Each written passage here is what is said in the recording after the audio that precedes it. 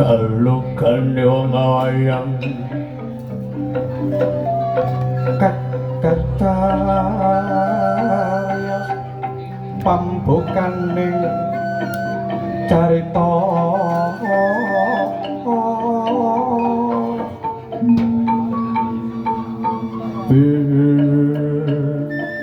naro suarane sang ko miwa suarane wa bareng kono kahendro seneng pawono mino pasing yo kinaryo mangkayut-kayut maring propamyar sato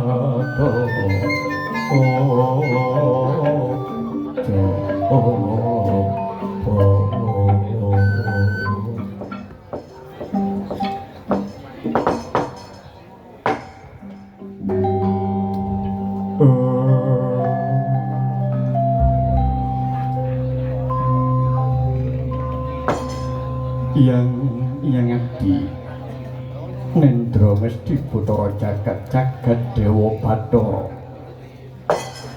mangko dhisik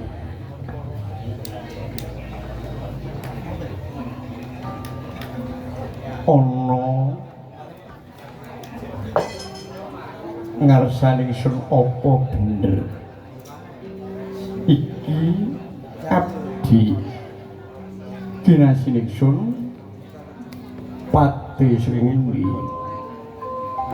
yo nyuwun agung pangapurane sing akeh marang para kawula sak negara Ngastina. Sabab panjenengan sun duweni cacat uta netra mura ora bisa ndeleng padhanging hawa padhanging donya. Mula pati yen to bener pati senguni mara enggal matur kang prasaja marang panjenengan ingsun.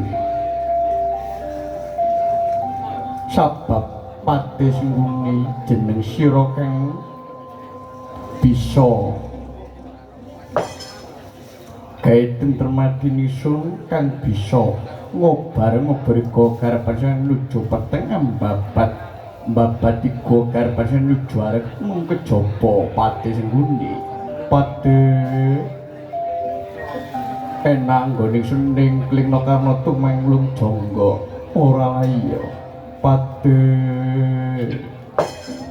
Dana Saurira matur aturira sang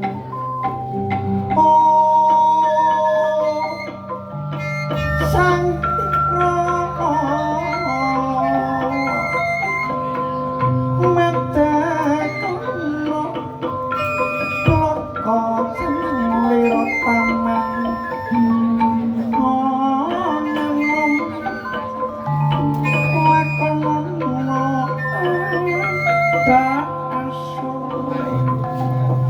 mangkono cocok pendeta ler kadya tirta senyo tumawa bantu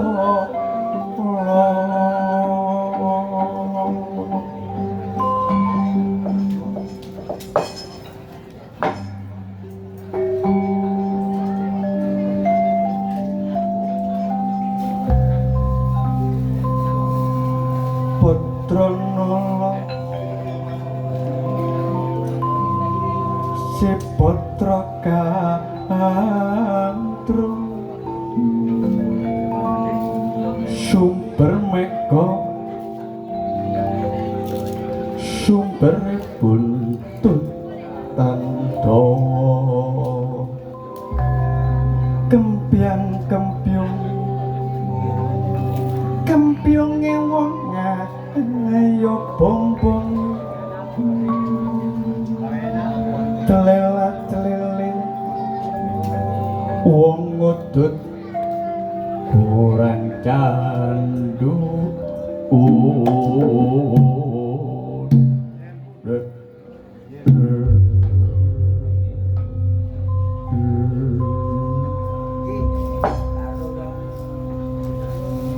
sarela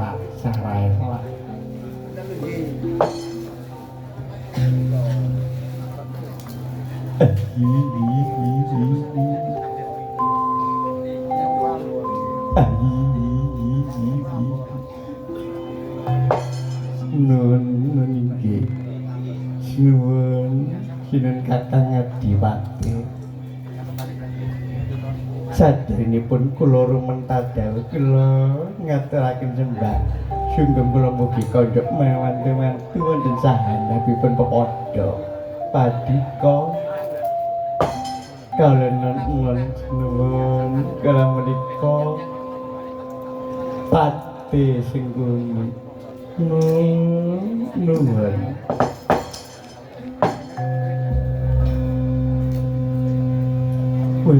ladal yo wis tak tampa ya Pati tak tampa ndadekno syukur nang penggaling ingsun mung pangestuku wae uga tampan ana Pati sembuni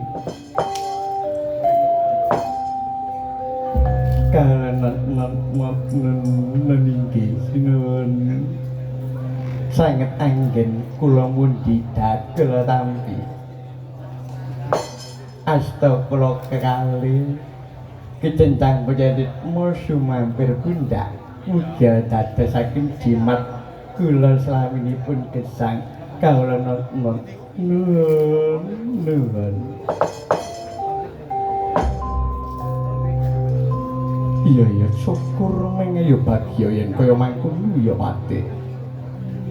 Pati nguni kawula nuwun inggih Kakang Adipati kados pundi. Ing dina rikandhan iki benerane sun bakal takon kaya ngopo pareng negara Ngastina ing dina sakmengko Pati. Mara enggal matur kaya apa kahananing negara Ngastina Pati sembuni Pati kawalan ninggih sinuwun yen ta Gusti kula menika mundhut utawi ngersakaken pawartosipun negari Ngastina ing dinten sakmangke inggih badhe kula aturaken sinuwun mrika wonten ing negari Ngastina boten wonten ingkang ngrendha dawuh minggeng para wadyabala mboten enten ingkang balela menika sami tentrem kalna umat nuwun syukur mangayu bagya yen kaya mangkono ya Pati.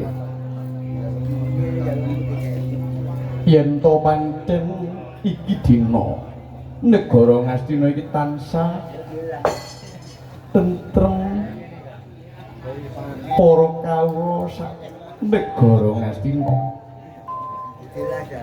sabab ala becing negara tak pasrahna marang Pati sing muni minangka abdi kinasining sun sing tak percaya mengkono ya Pati. Sabab kahanane panjenenganing sun kang duweni cacat netra ora bisa ndulu kausananing praja Ngastina ki wonten ing negara.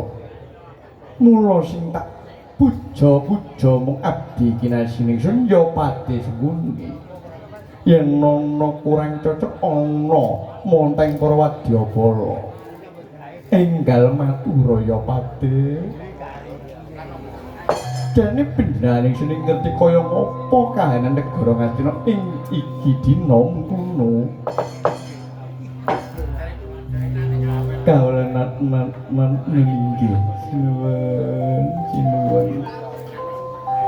badhe kula staken dawuh napa ingkang dados aturipun paduka iya Pati.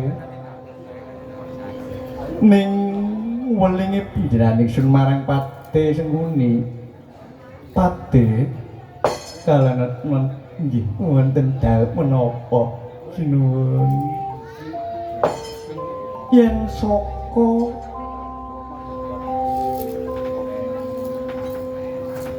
ramening sak kiwetengening negara yen to bener panjenenganing sun iki ora bisa ndulu sabab duweni cacat netra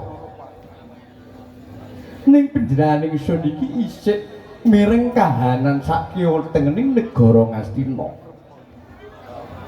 akeh para kawula sing mingreke blate akeh para kawula sing ninggalno negara sabab negarane dicacah negarane liyan Pati.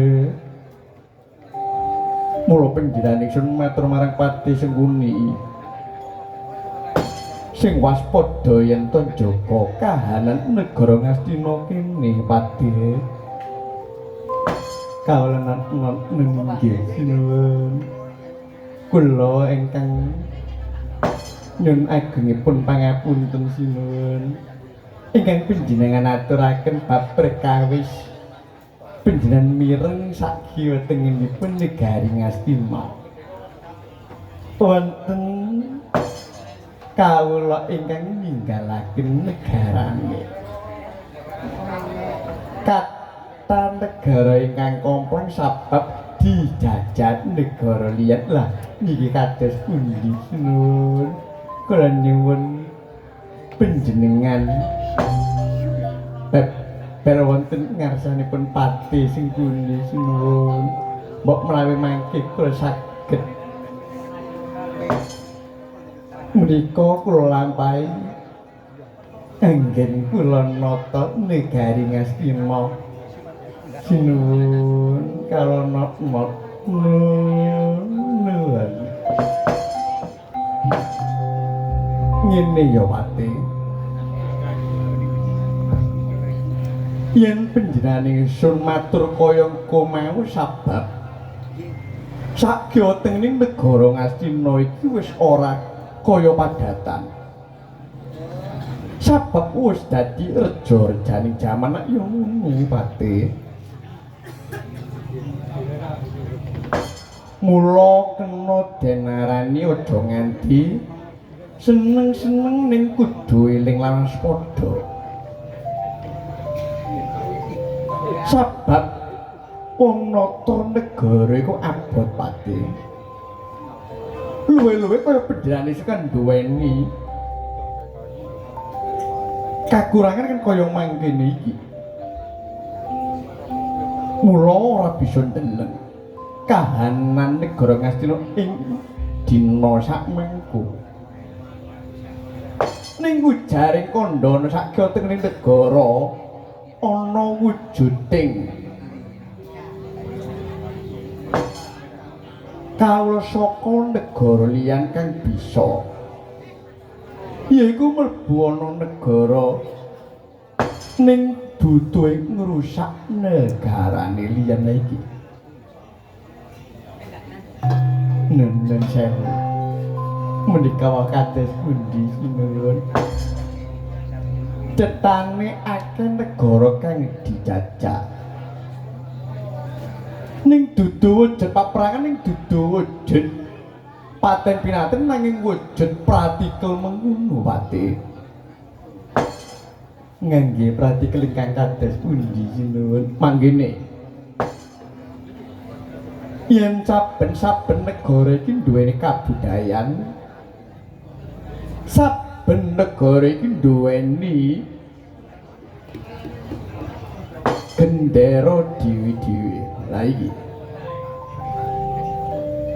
yen saka gendera sasat ana kawula kang mlebu negara ning kaya-kaya dening junjung asmaning negara kaya junjung tatanan negara ning sejatine mung golek apesing negara lha iki Pati sabab praktikle kawula kang kepingin ngrusak negara ing kono bisa tak arani Mancala Putra Mancala Putri saged dipun wastani Mancala Putra Mancala Putri mekaten sinten iya mangkono ning saka kabudayan Pati ngendi sinuwun aja nganti negara Ngastina iki duweni kabudayan kang wis aja nganti kajajah rusak tatanan adat kang wis sing tak kuwatirno ya Pati yen ana wujuding kawula kanggo kabudayan dhewe ing kono kang ndadekno wasu melangi panjenenganing Sun Pati yen to ing kono ora dielingno bisa ndadekno kawula sak negara Ngastina iki mingrekeh blate Pati sasat junjung dur negarane liyan junjung dur kabudayane liyan ning budaya dhewe ora dilingi lha iki sing tak kuwatirno Pati sabab negara Ngastina iki wis nyata negara kang Ki Bondo ngono. Wangunan kang saya agung saya gedhe. Gak kurang para kawula saka njabaning negara Ngastina kang kepingin ngroyok tatanan negara Ngastina kene Pati. Mung iku sing panjenengan ingsun kuwatirna. Pati sing nguni. Watawa inggih sinuwun. Ingkang panjenengan aturaken nika wau bab perkawis tata tentrenipun negari lan jagi tatananipun negari Ngastina kala wau. Sinuwun. Ya mangkono inggih.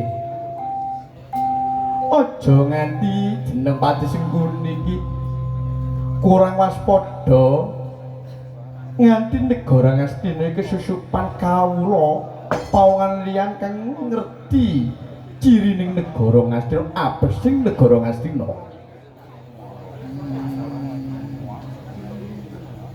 Sabab kang wenang nampa dawuhing ingsun kang wenang jaga tatanan iki mung Pati Sengguni. Tak ambali maneh Pati bab perkara kahan negara Ngastina iki apa? Jare Pati Sengguni. Yen to panjenengan ingsun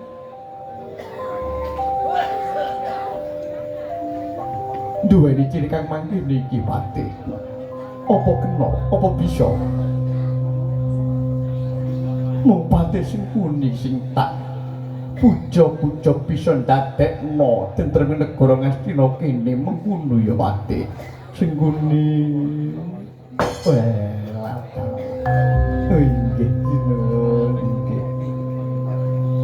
Ingkang panjenengan aturaken kala wau inggih. Kula estaken dawuh sinuwun badhe kula tata kahananipun negari Ngastina. Sak mangke kawula sak negari kula aturi kedawas padha. Mengkono Pati inggih sinuwun. Sabab yen to rembug bab perkara negara inggih sinuwun. Ana maneh kang tak rembug mung bab perkara putraku para Pandhawa ngono Pati. Kadangane Pandhawa mekaten iya. Para putra-putraku Pandhawa iki kok suwe ora ora kabar Pati. Apa Pati Sengguni ngerti kaya ngapa pawartaning anak-anakku Pandhawa kang ngono negara Ngamarta?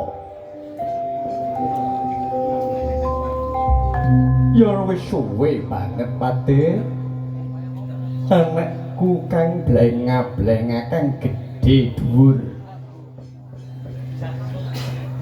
Sakwise babat alas ing kono ndadekno negara kanggo panggonane para kadang-kadang ning ing wektu dina kalungguhan iki suwe ora sowan negara Ngastina ini Pati. Yen to Pati Sengguni ngerti pawartaning para Pandhawa muradake matura Pati Sengguni. Nun inggih sinuwun. Nyuwun agungipun pangapunten sinuwun.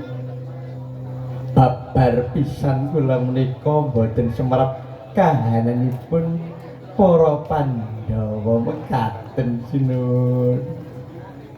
Yen to menika sampun manggen ing negari Ngastina nanging setunggal mawon boten wonten ingkang sawan utawi sambang tilik dhateng paduka para Pandhawa menika sinuwun.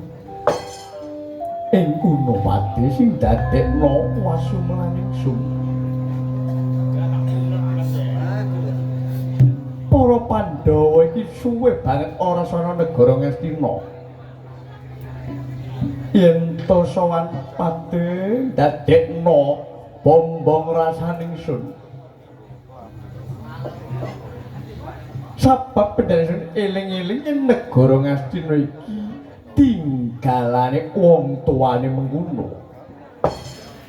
Inggih menika sinuwun Prabu Pandhadewan mekaten sinuwun ya bener mangkono Pati. Mula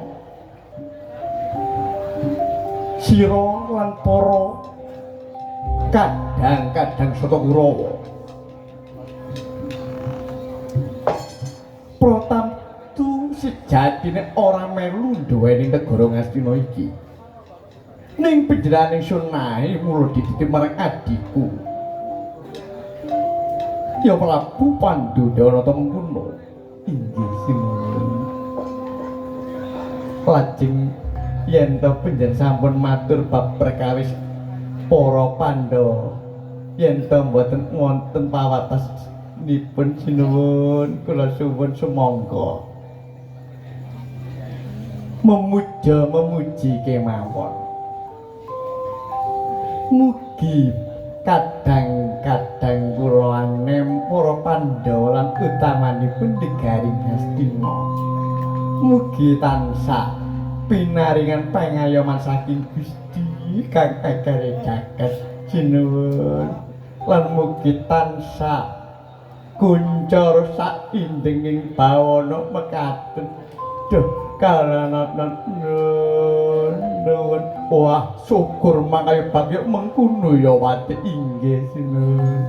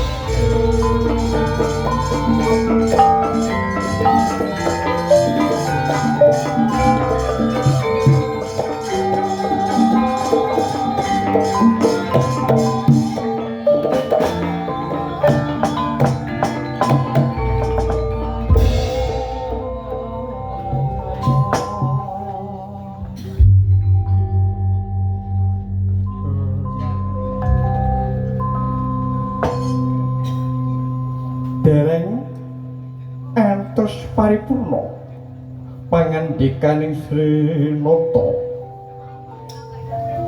bebasan tiyang Minang dereng abrit tiyang Idu dereng dawa ing Bantala kesarep tekaning duta kekering jaba kanca ana dalang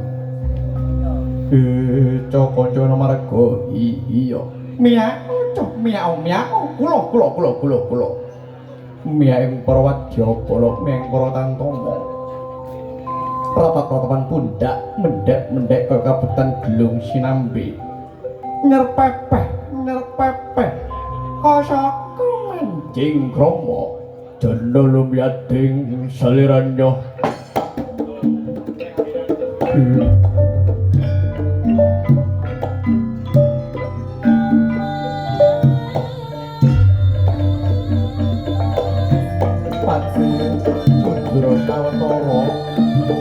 kaya ana duta ati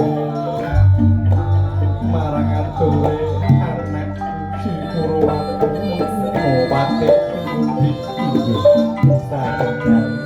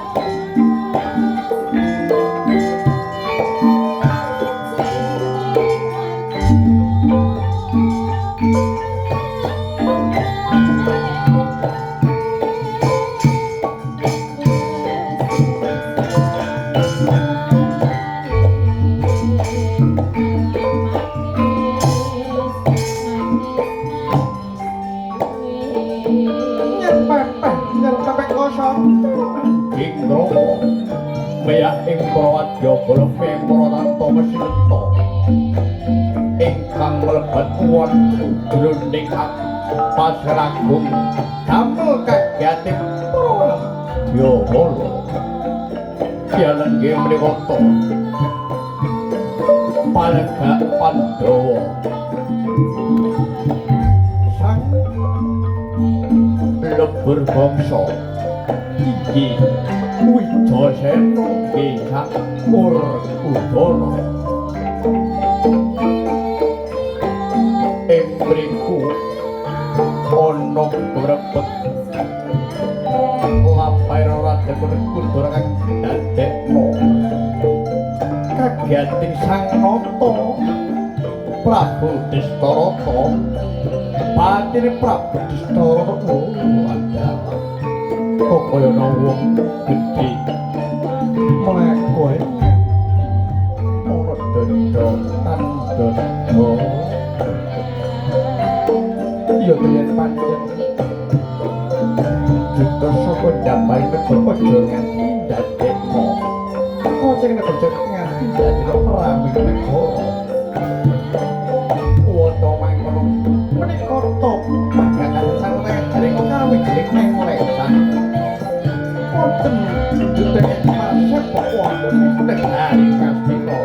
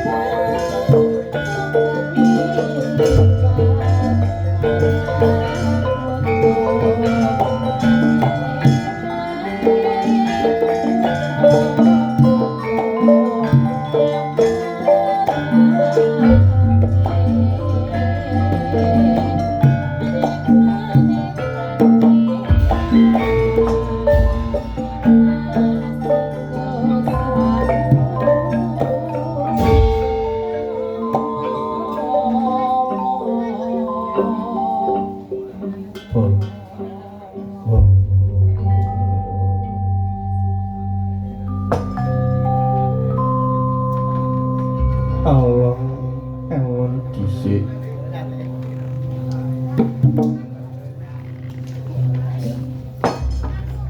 bener penjinaning sun iki ora bisa ndulu nanging rasane batin ing sun iki kaya ana daya duta sapa kang dadi aran ngurugake matur saka ngendi jeneng sira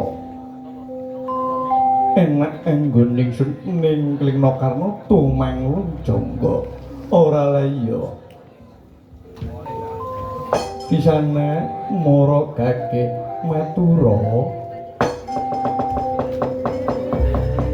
ya sana malompat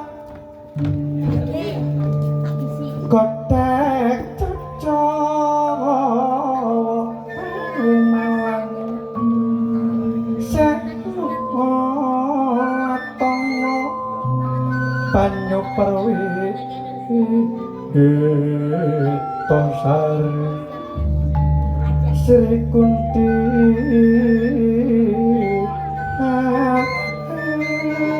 ngendok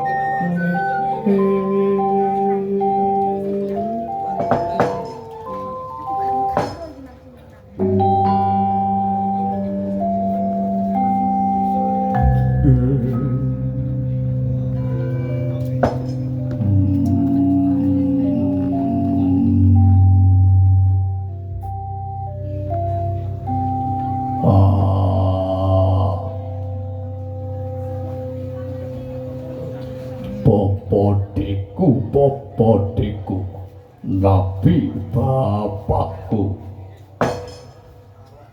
Adistarata bapakku aja mangling aku anakmu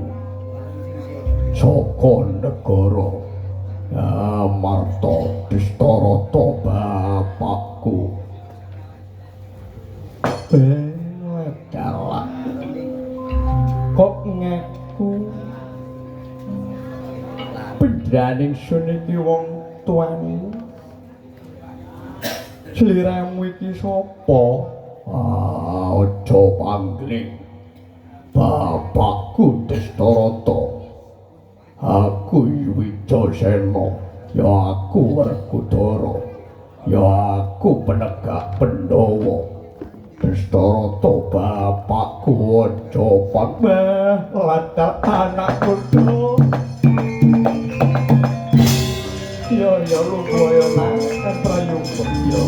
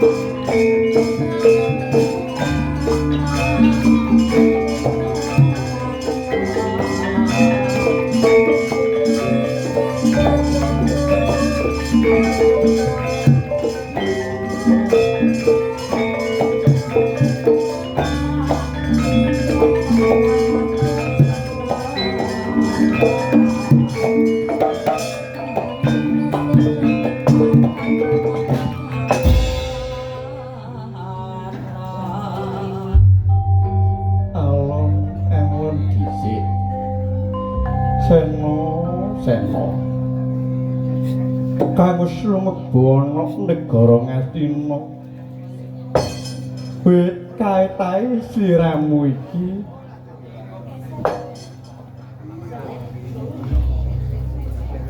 tak rasani mengkono.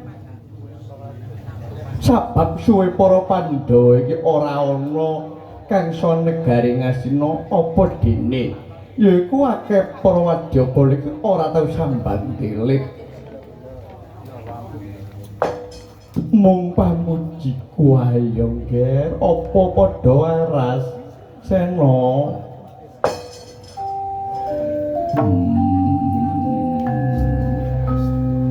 Wah, Destarata bapakku oleh pendungane Destarata bapakku Werkudara waras wiris daono alangan siji apa-apa. Destarata bapakku syukur mengayu bagya yen Sena. Ya kadungaren sliramu iki prapteng ana ing negara Ngastina kene yaiku ndadekno bombong adining sun Sena lan uga maturapa sing kok karepno kok nganti mlebone negara Ngastina iki tanpa kanca mengkono. Kadang-kadangmu kaya ngapa Sena? Wah, Destarata bapakku oleh pendungane Destarata bapakku dulur-dulurku sing ana negara Ngamarta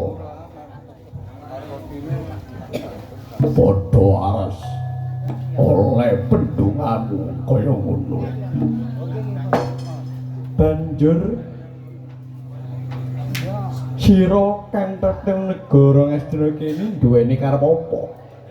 Wah, Destarata bapakku aku duwe karep. Iki dina aku bakal matur marang Destarata bapakku. Redene negara Ngamarta iki dina larang sandang larang pangan.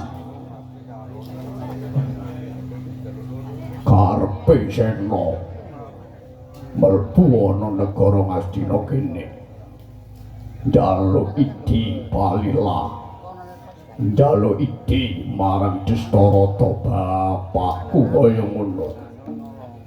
Sliramu njaluk idi palila apa, Nger? kaono maneh eling lakon sing wis Dastarata bapakku eling tur nalika sena babat wana medali wana marta wis wujud negara Ngamarta bisa dadi panguripane dulur-dulurku mula Dastarata bapakku iki dina aku njaluk iki karene babatan alas Wonomarta ana wujude alas Guru Jenggala aku njaluk iki kanggo tak gawe sawah mengkono njaluk iki babat karening senoduk nalika semono babat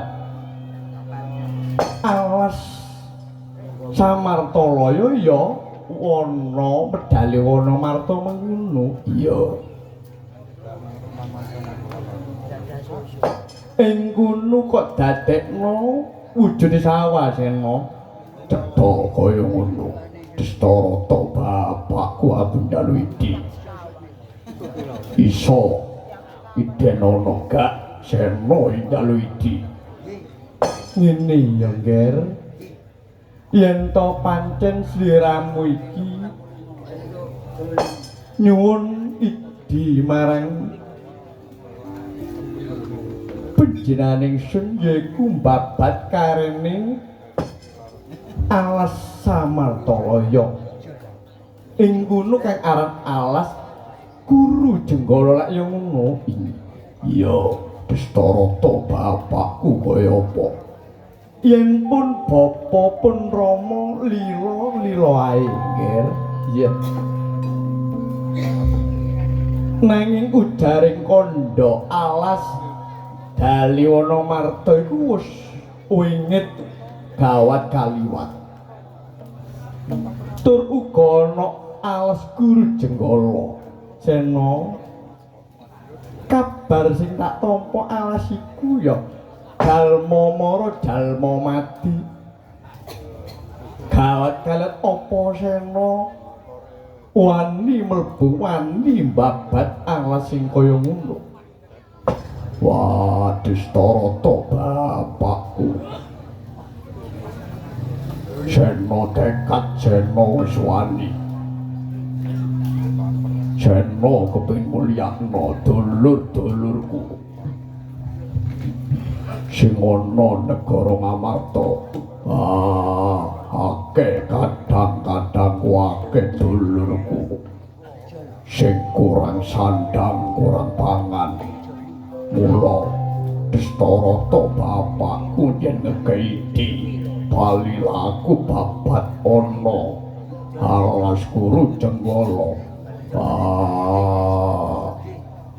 dan dia bunga seneng hatine sena kaya ngono yen iku sing kok karepno sena iya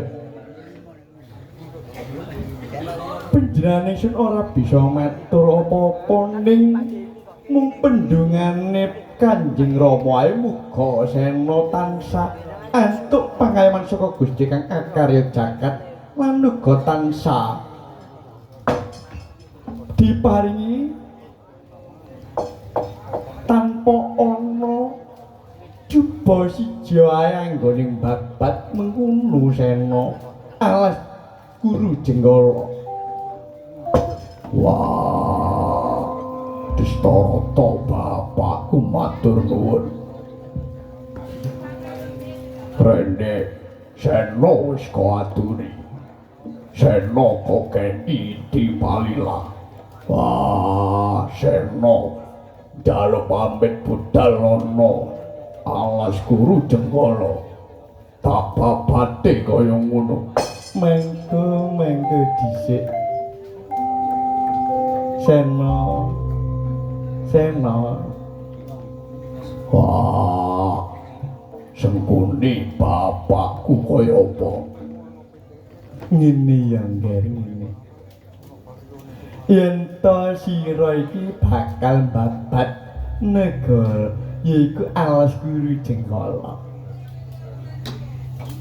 mula alas guru jenggala iki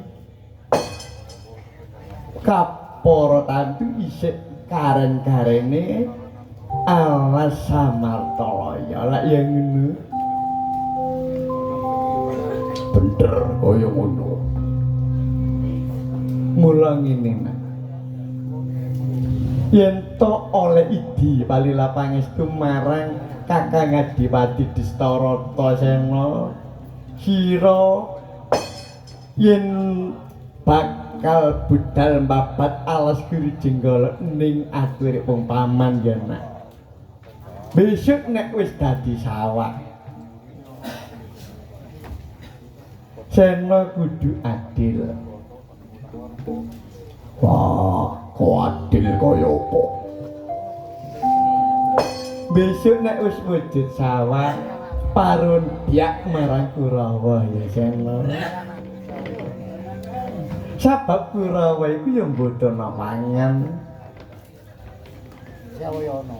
anane Sena duwe sawah sabab saka palilane Kakang Adipati Distarata Sena yen Sena pancen kepin babat alas guru jenggala mung aturku mung welingku wae kaya ngono ya ngger wah mending wis dadi babatan parubyak marang Kurawa kaya ngono mengguno Sena Distarata bapakku kaya apa Sena ya iku wis dadi ature Pati Sengkuni yen sira sago yen sliramu iki sanggup ngger tindakno apa sing dadi atur Pati Sengkuni Sena Distarata bapakku nek ngono aku sanggup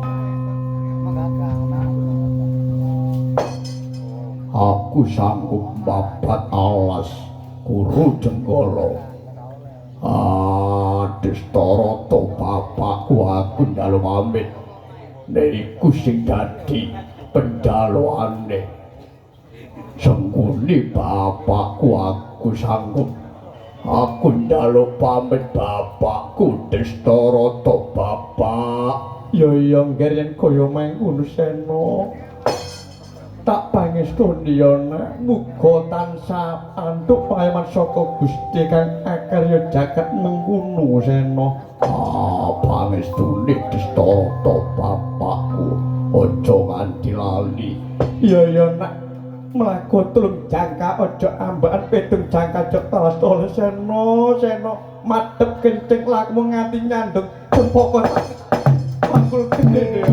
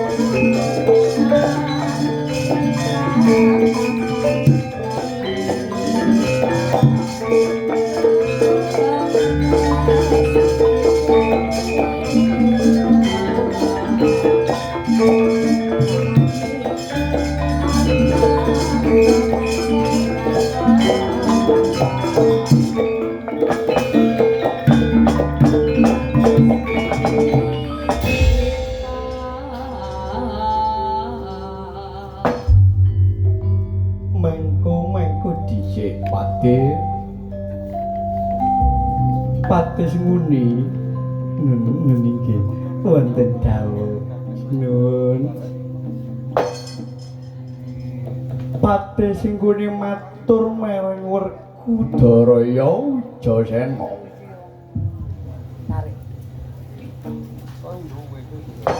oleh babat alas Guru Jenggala nanging kudu besok yen wis dadi sawang diparubyak didum marang Kurawa. Wong babat iku sora Pate.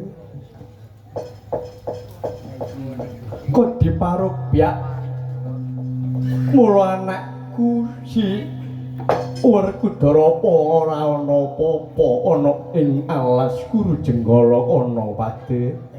Nun pangapunten sinuwun.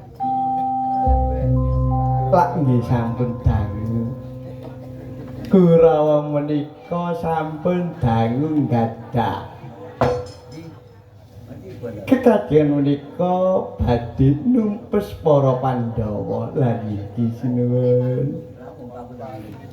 Mila anak Wijasena menika ingkang lumebet wonten ing alas Guru Jenggala. Sumangga sinuwun. Mangke kula tapaken para wadyabala badhe ngrenjeng si Wijasena. Kersane yen pendegak Pandhawa manang mangke sampun tumpes lah kanten kadang-kadang lindunipun yen para Pandhawa bingung mangsa bodho Kurawa ingkang sagu nglurup ana ing negara Ngamarta mekaten sinuwun mengko dhisik Pate sliramu kok duwe pamikir mangkono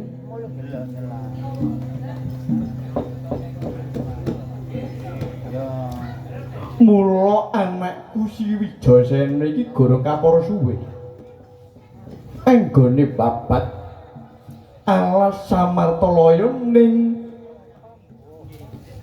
badhe kepingin babat karene mung kanggo pangan ngono ae. Kok sliramu iki ngalang-alangi numpes para Pandhawa Pate. Sinuwun. Kula imutaken sawetawis kagem jinuwun Kakang Adipati Dustarata. Negari Ngastina nika lak nggih tinggalane sinuwun Prabu Pandhu Dewanata. Lah mriku bapakne para Pandhawa. Mula Pandhawa nika namung gangsal perkawis lan para putra Pandhawa. Sinuwun panjenengan panjenengan amreksani kadang-kadang kula ingkang semonten kathahipun sinuwun. Besok yen sampun ageng putra Pandhawa napa mboten dipun telasaken Sata Kurawa niki sinuwun. Lah mumpung dereng sinuwun. Mumpung sena mlebet wonten ing alas Guru Jenggala lah. Kula tapaken para wadyabala sinuwun. Sak mangke saged damel patine si Wijasena. Mila dados jaya jayane wong Astina nggih wasata Kurawa kawula sak negara mekaten kalanat nun. Weh wadawa pati semuni inggih sinuwun. Panjenengan sun ora bisa matur apa-apa, ora bisa maturake. Yen niku sing dikarepno Pati Sengkuni mung tak tunggu kaya apa kabar Kang sak budale anakku Siwijasena Pati yen mekaten panjenengan mlebet sates ing kedaton nggih wonten ing Sanggar Pancabranta sinuwun mangke kula ingkang ketapaken para wadyabala yen wonten napa-napa kula sagu kula badhe kula aturaken kados pundi sak mangke pawartanipun Siwijasena mekaten sinuwun